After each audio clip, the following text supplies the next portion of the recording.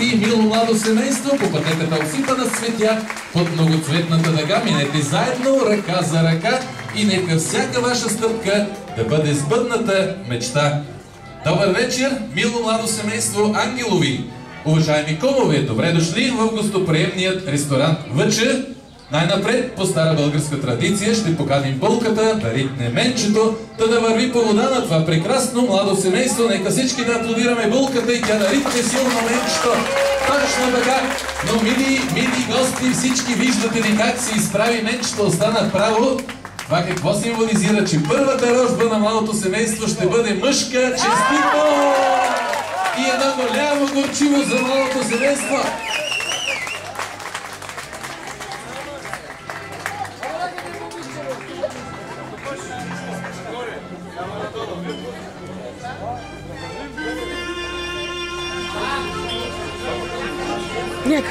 Грей, не ми грей, ясно слънце, да ми огрееш двама млади, неженени, дето искат да се оженят, шарени люлки да людеят, дребни дечица да милуват, да добруват. Нали ти рекох, малеле, да не съдиш такова цвете, да не гледаш таква смома, защото ще мине млад левен, цветето ще ти откъсне и момата ще ти открадне. Напред пристъпи, млада невесто, напред пристъпяй, назад не гледай. Я излез, мъмкова майко, да видиш какво добро иде, още по-добро води. Син ти иде, снаха ти води. За тебе отмяна, за него, мила майко, булка за смяна. Расна, порасна, момчето ти мале, свой дом иска да създаде, свое огнище да запали и стопанка от сърце си е избрал. Дай им, мале, огън от твоето майчино огнище, дай им от твоята майчина любов голяма, огънче и те своето огнище да запалят. Вземи, невесто, този огън и помни, на него съпругът ти примръзнали пръсти ще грее, на него бебешки пелени ще съхнат. Този огън ще хвърля плам в очите и в сърцата и в душите. Пази го, дъжд да не го угаси и буря да не го засипе, защото, мила булчице, от този огън и ти ще дадеш на своята бъдеща снаха. Мили младоженци, огънят е вечен, вечен е и хлябът. Сега вашите прекрасни майки ще ви захранят с вкусна питка.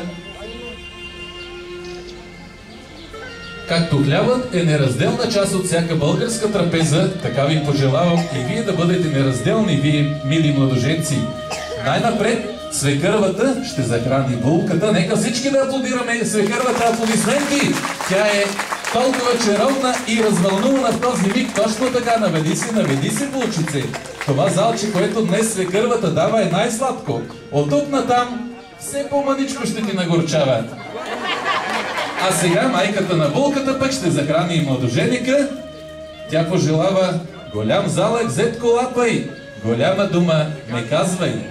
Давам ти, зетко момиче, като пролетно кокиче, с него в живота да тичаш, да ти шета, да ти пее и всичко да умее.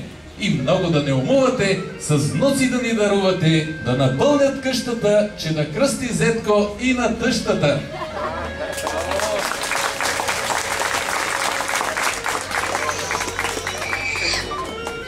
А сега таткото на младоженика ще поднесе виното, като пожелава: животът ви, мили деца, нека да бъде изпълнен с много любов, пари и шампанско.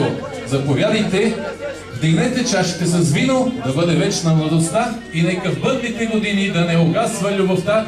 Мили младоженци, точно така, колкото капки вино останат по чашите, толкова сълзи ще има във вашия живот, но виждам, че пресушихте чашите до дъно, така че сълзи няма да има. Нека да щупим чашите и да преброим парчетата. Куме и кумата, заповядайте при мене. Вижте сега, едно момче, три момчета и две момичета. Честито! Честито на младото семейство! Мили Еди и Иван. Тъй прекрасен, тъй необикновен, от ранна утрин е за вас е този слънчев августовски ден. След цялата домашна суета, Еди каза да. И малко след това хитричко настъпи Иван. Нека да поканим Булката още веднъж да настъпи младоженека. Всички да я аплодираме. Аплодисменти! Но мили гости и приятели, забелязвате ли младоженека? Иван, безумно влюбен, той доброволно отстъпи. Не отвърна, но си помисли, до вечера Ели ще ти го върна. Любовта им блесна в очите, в короните и в кълките. Сърце в сърце, душа в душа. Ние всички тук желаем да е винаги така, до края на света. Пожелавам ви цялото щастие на света, мили младоженци. Обичайте се, радвайте се на живота, гребете с пълни шепи от морето на любовта.